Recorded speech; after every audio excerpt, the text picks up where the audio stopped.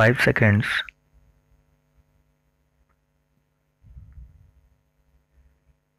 Mr. Vice Chairman, sir, as a basic human need, shelter comes next only to food and clothing.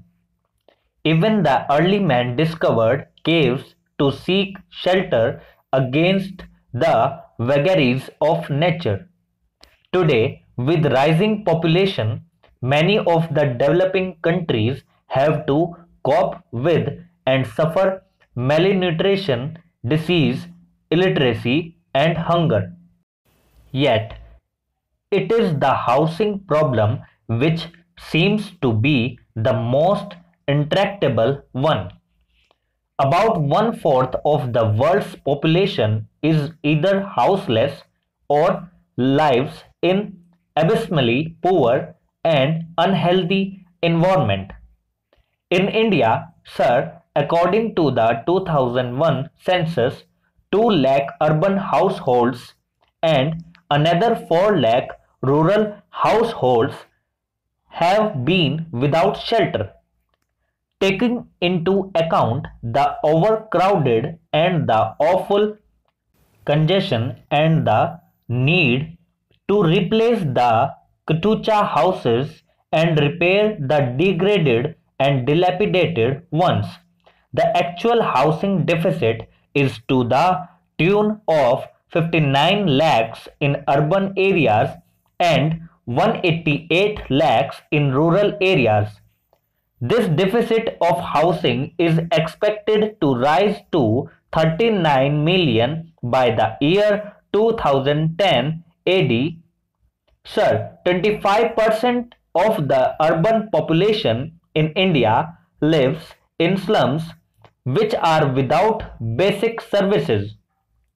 Another 20% of the urban population consists of households that are slum dwellers and live in single room units. Sir, this is the housing scenario in our country at the moment.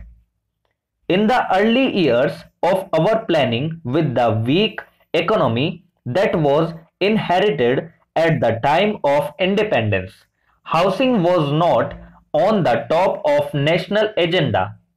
The first priority obviously was to provide food for the people.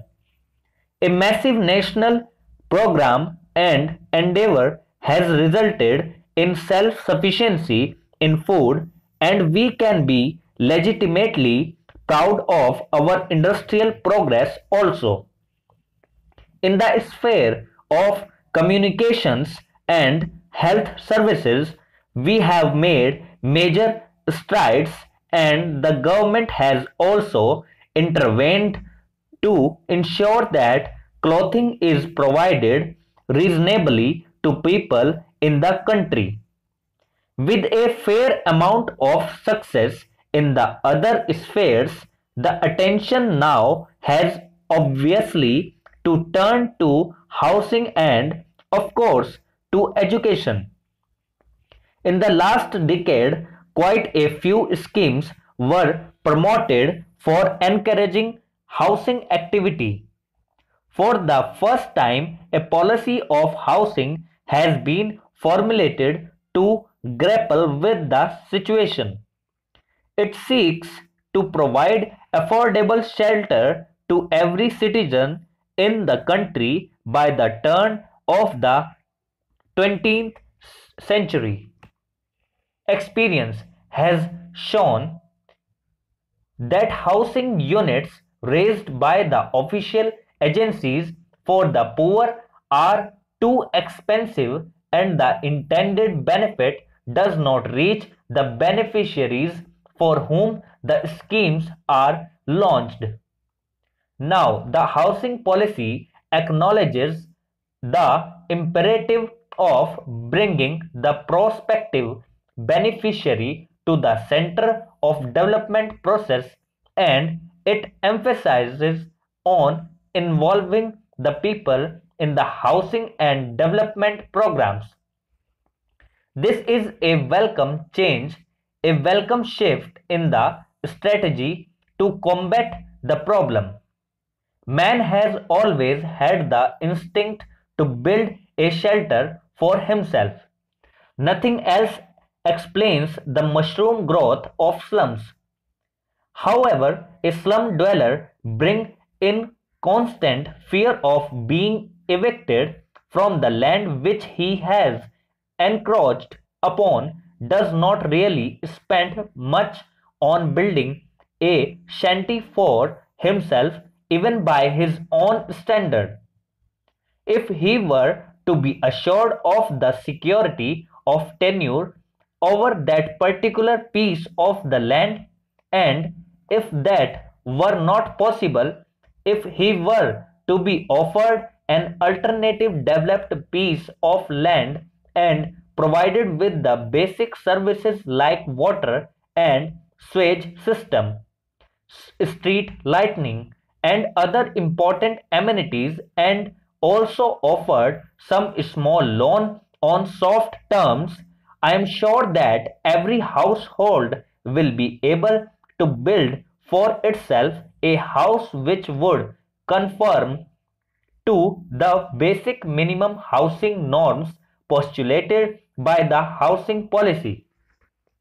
Sir, Gram Panchayats, municipal committees, and the non-governmental organizations could also be associated in this national endeavor, particularly in the process of disbursement and repayment of loans, and also for encouraging the cooperative societies, thus relieving the government of some burdensome task. Sir, today you know that the price of land is escalating at an unimaginable rate. Big business people, big land developers, and property dealers enter the business of real estate, which leads to speculation, and this has raised the price of a small housing plot to such a high level that at least 60% of the population cannot afford even a plot of 15 square meters, which is the minimum norm fixed for housing in the urban areas by the government.